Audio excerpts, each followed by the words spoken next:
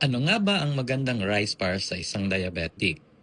Actually, any kind of rice po is okay naman. Ang pinagkakatalunan po parate is ganong karami ba ang rice na kinakain mo.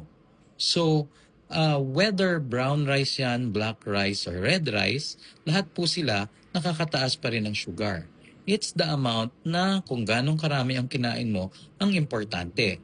Of course, nandun din yung factor regarding glycemic index. And to be honest po sa inyo, hindi ko po kabisado ang mga glycemic index ng iba't ibang klaseng rice.